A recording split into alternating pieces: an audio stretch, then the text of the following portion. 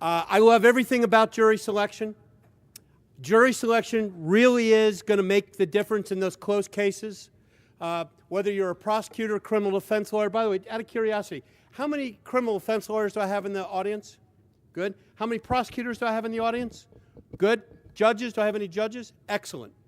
All of this applies. What I want to do is try to make sure, as all of you do, whether you're a criminal defense lawyer, prosecutor, judge, to make sure that the litigants get a fair trial.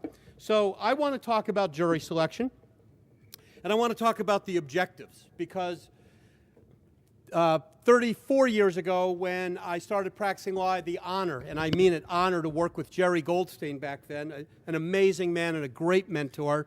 You know, Jerry, back then, we had all day to pick juries, and those days are gone now. So we have to change how we approach jury selection. If you don't have all day to delve in to learn about your panel, if all you have are 40 minutes or an hour, 2 hours, you got to really change the information and how you get that information from your jury. So here's what we propose as the formula for doing it. You got to identify your unfavorable jurors. You have to have them admit to a leaning or prejudgment, what the law calls a bias or prejudice. We're going to talk a little bit more about that later on in my talk. You want to lock jurors into the cause coffin.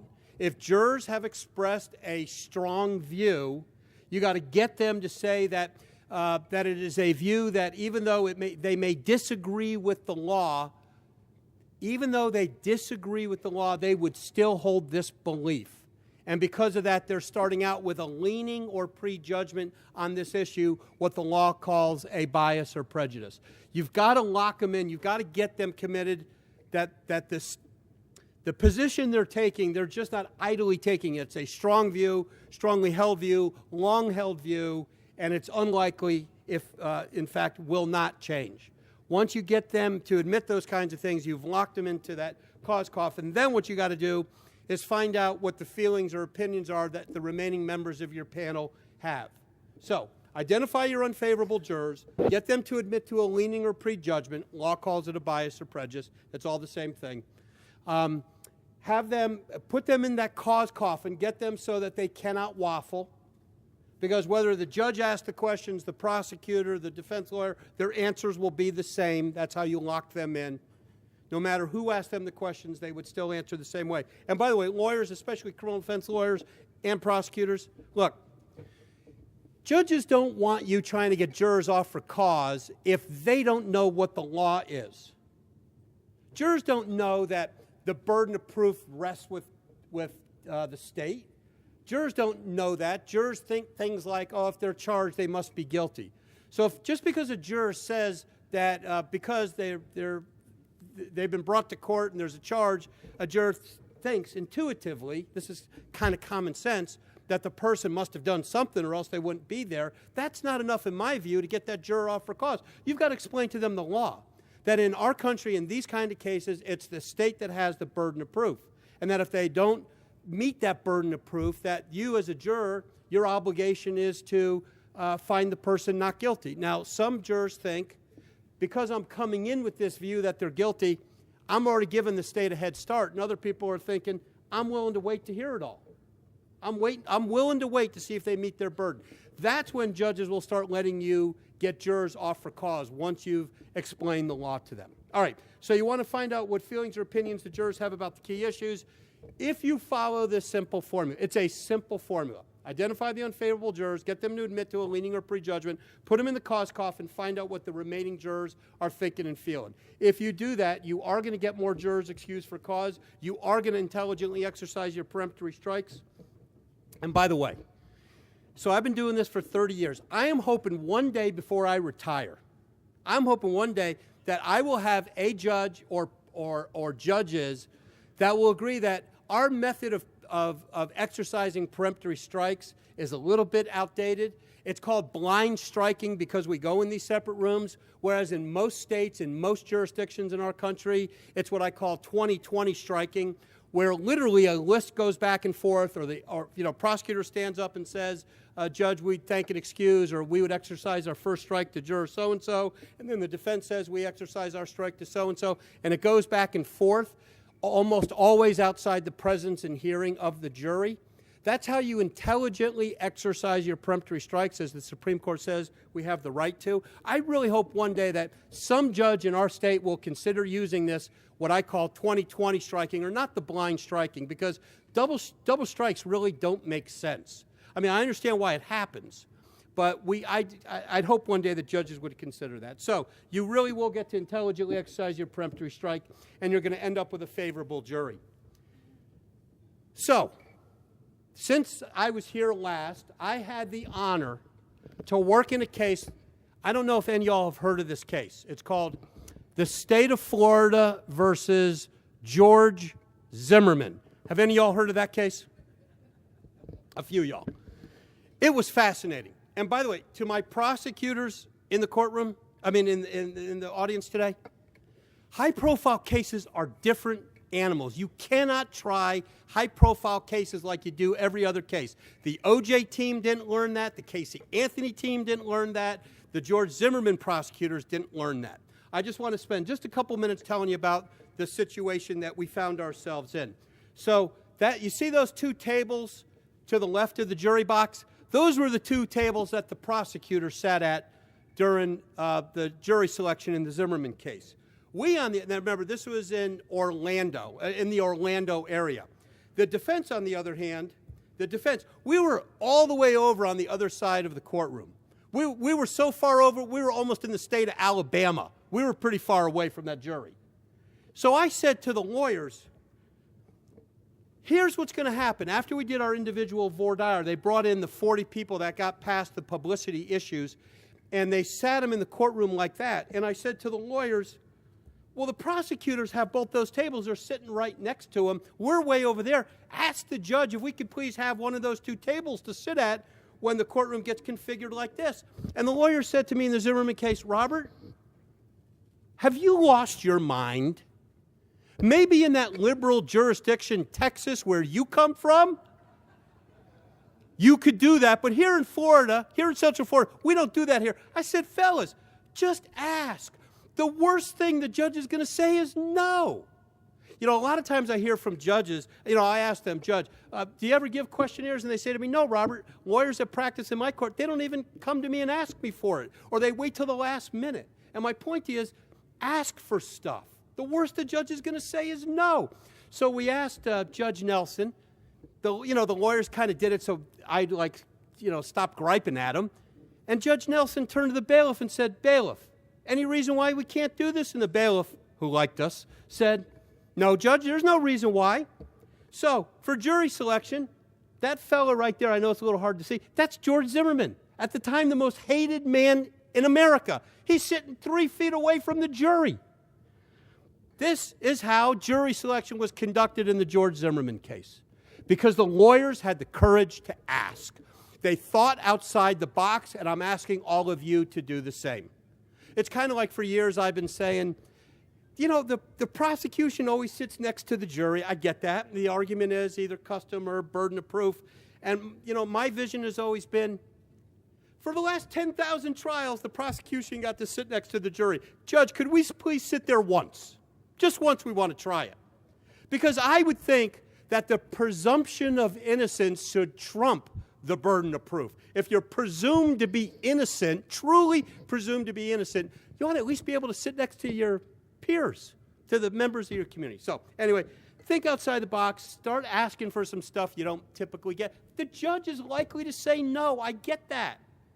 But one day some judge might say, you know what? I'll let you try a questionnaire.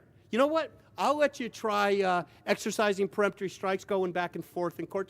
Just ask, and you'll see. All right, one last thing.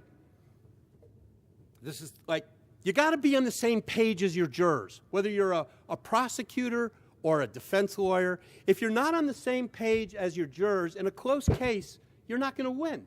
And here's where I learned this message. I'm going to show you a note that came out from a juror. We do a lot of mock trials and focus groups. This note kind of lays out what the problem is with jury selection, especially when it's done in a truncated fashion. But we charged the jury. It was a criminal case. They were told they had to be unanimous. Here's the first note that came out from the jury. Ready? I'm going to have to read it to you because it's hard to read. How many people have to be in agreement to reach a unanimous verdict.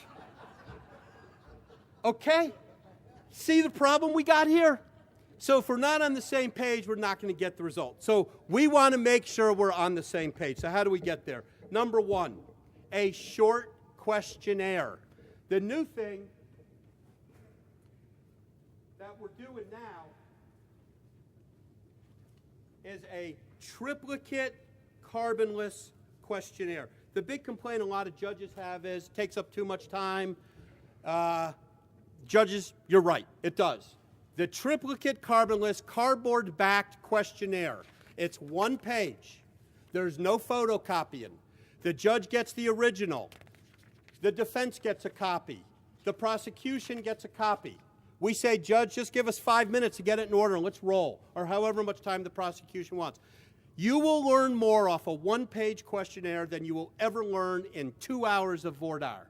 We all know the fear of public speaking is why jurors won't speak up except the most outspoken of the group. But if you really want to learn about people, give them an opportunity to write it down. So you really ought to be moving forward, be trying to get these one-page questionnaires. And criminal defense lawyers in my group, in this room, be fair to prosecutors. They will not agree to this if you make it one-sided. You've got to make sure that there's questions. All the questions have to be proper. That doesn't mean they have to go to challenge for cause. They just have to be proper. But also that it has to help the prosecution as well. So questionnaires are really a great way to learn about jurors so you can follow that formula of identifying the unfavorable jurors, getting them to admit to the leaning and prejudgment, etc. Number two, jurors are visual learners. Jurors learn with their eyes, not their ears. So if you want to talk about beyond a reasonable doubt, now I understand you cannot define beyond a reasonable doubt. I got that. But you want to visually portray the concepts of reasonable suspicion, probable cause, preponderance of the evidence, clear and convincing, and beyond a reasonable doubt. That's how you get concepts anchored in the minds of jurors. If you want to talk about verdicts, and you want to talk about the prosecution has the burden to prove their case beyond a reasonable doubt, we know that in criminal cases there are 3 possible outcomes or verdicts in a criminal case. The first one is guilty. Now, what's guilty look like? Right there. That's clearly beyond a reasonable doubt what horse is winning that race. Well, there's another possibility. The next possibility is not guilty. But the third possibility is not sure. What should a jury do if they're not sure? And the law in our country says that if you're not sure, that means not guilty. Visual concepts anchor in the minds of jurors. I know a lot of prosecutors are using PowerPoint, are being taught PowerPoint. That's because a lot of the prosecutors understand the power of the visual lesson. Next, jurors are a product of their life experiences and their upbringing.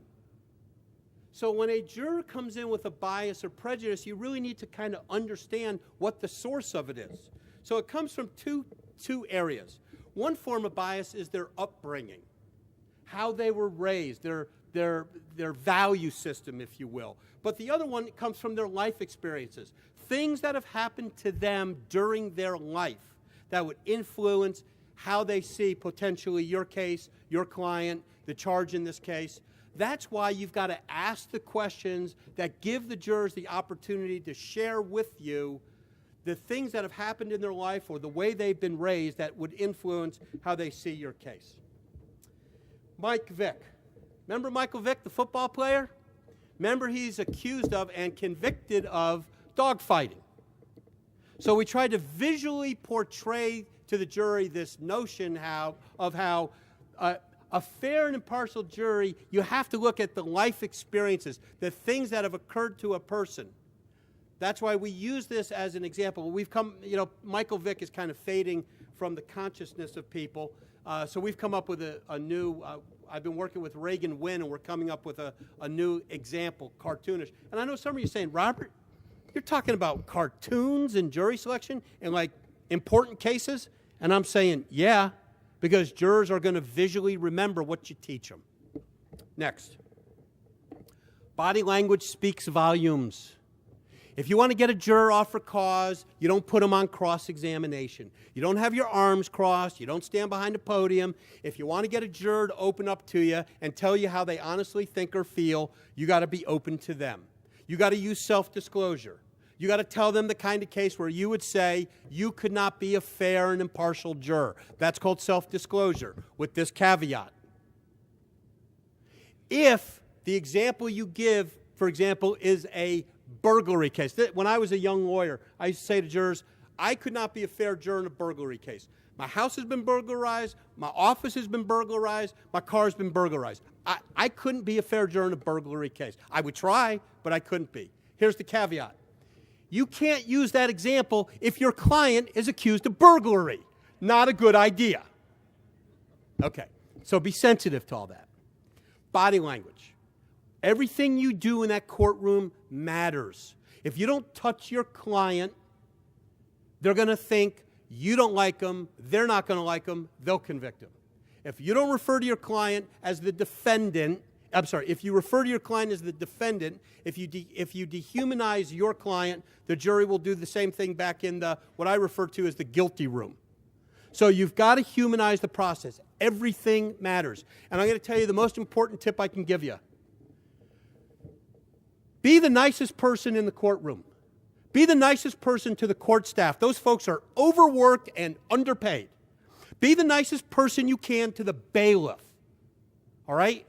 You've got to really work hard at being, I understand you're in war, I got that. But you've got to really work hard at being the best person you can. Next. There's 3 types of questions. Now, for those of you that know me, you know I've done a shift. In the old days, it used to be everything was about open-ended, touchy-feely questions, looping. All that's great if you have a lot of time. But in this day and age, in this new world, there's not time to do all those great concepts. So we now advocate scaled questions. Let me take you through it quickly.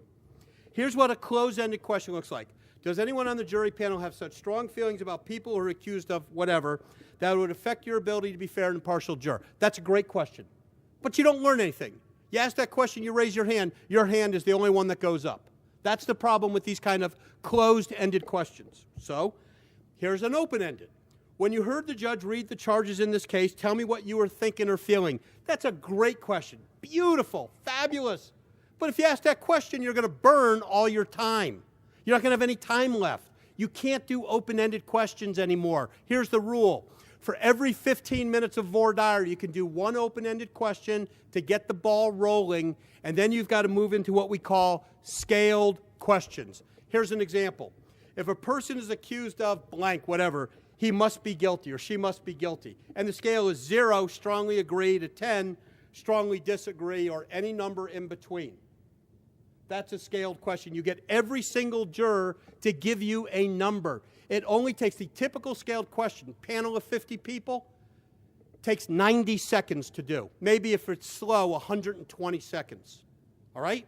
These scaled questions are dynamite. Let me give you another example. A person has the right to act in self-defense. 0 is I strongly disagree. 10 is I strongly agree. Next. A person is justified in the use of deadly force if such force is necessary to prevent imminent death or great bodily harm.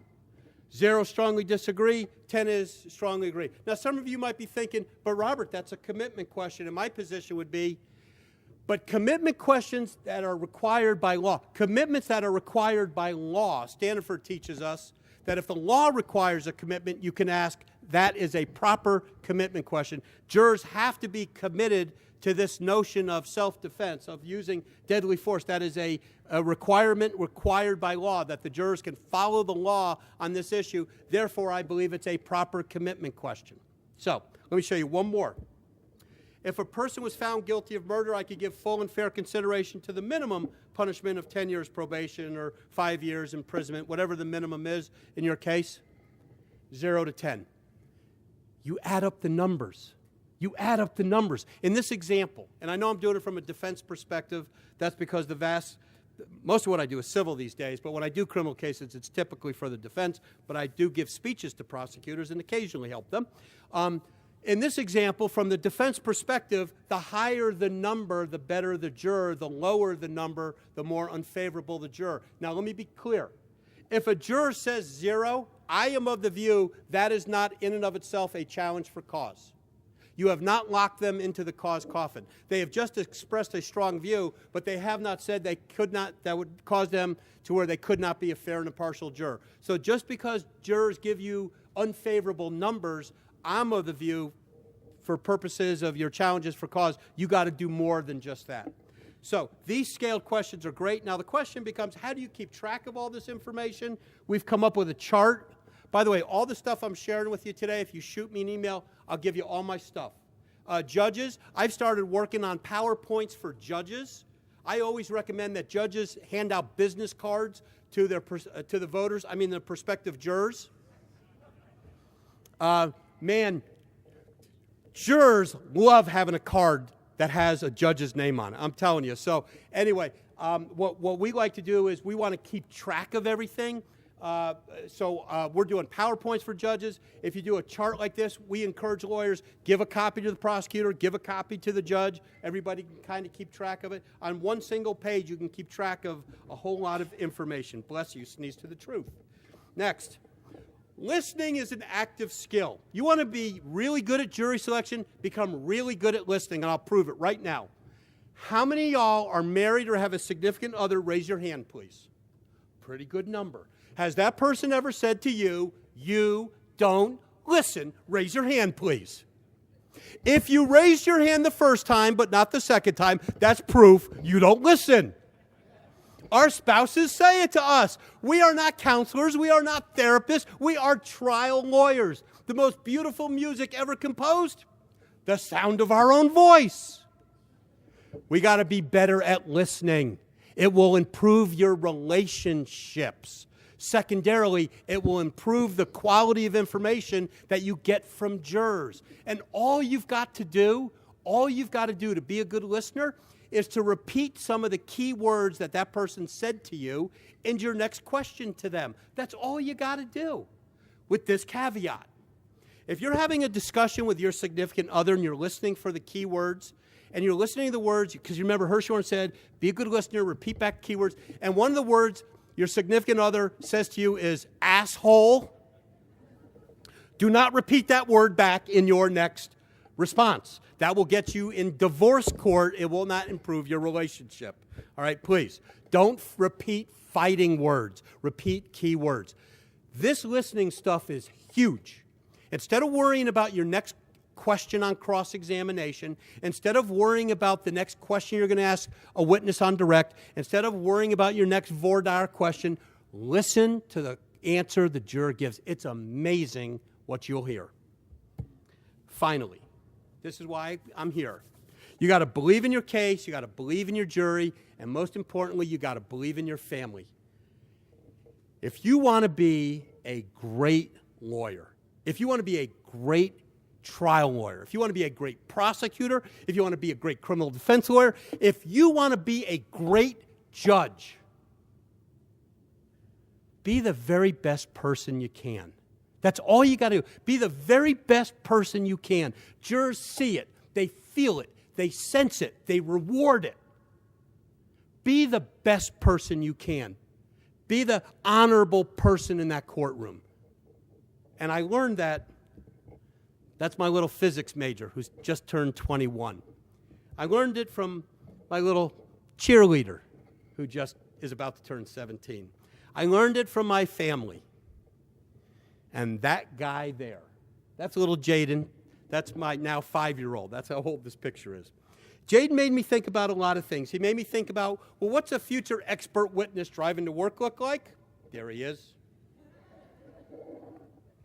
Well, what's a future judge look like? I've always wondered, what's a future judge look like? There he is. What's a future defendant look like? There he is. What's a future bank robber look like? There he is. That's my 11-year-old. What do co-defendants look like? There they are. What does unconditional brotherly love look like? There it is. Thank God my children look like their mother. I have the most gorgeous children on the planet. What does I'm only kidding. Please, nobody get offended. I'm just kidding. What's a future prosecutor look like? There he is. That's just a joke. What's a future jury consultant look like? There he is. What's a future lawyer look like? There he is. What's a future public defender look like? What's a future criminal defense lawyer look like? There he is. See the black eye? What's a future criminal defense lawyer look like? Right there. Right there, that little guy. All right, now, contact me, or I'm still traveling a lot. I got a lot of, I'm happy to say, trips with my family coming up. If you contact Robin, she'll send you all my materials. Anything you want, we will send it to you. Let me just show you a couple other things real quick. We've got lots of questionnaires. This is one we have in Dallas County that the ABOTA organization has approved. This is a questionnaire that oftentimes in Dallas County in criminal cases, if lawyers request it, they get it. It's one page. It's chock full of information, right? Here's another questionnaire. This is a one-page publicity questionnaire, so if you ever have a high-profile case, rather than bringing in 500 jurors, we would mail out this one-page questionnaire to the panel, and then the panel would fill it out. We could see if we can agree on challenges for cause. It's amazing how much time and money sending out a one-page questionnaire with the summons, a publicity questionnaire with the summons will save the court staff. So again, email us, we'll send you this. This is, let me see if I put this one up. I want to show you, yeah, here's another example of a one-page questionnaire. That was in the Billy Joe Shaver case with my dear friend Brian Weiss back there. And Dick DeGuerin, a fabulous lawyer. Let me show you, if I can, please. This is the questionnaire we used in the Zimmerman case. This is the questionnaire the court came up with.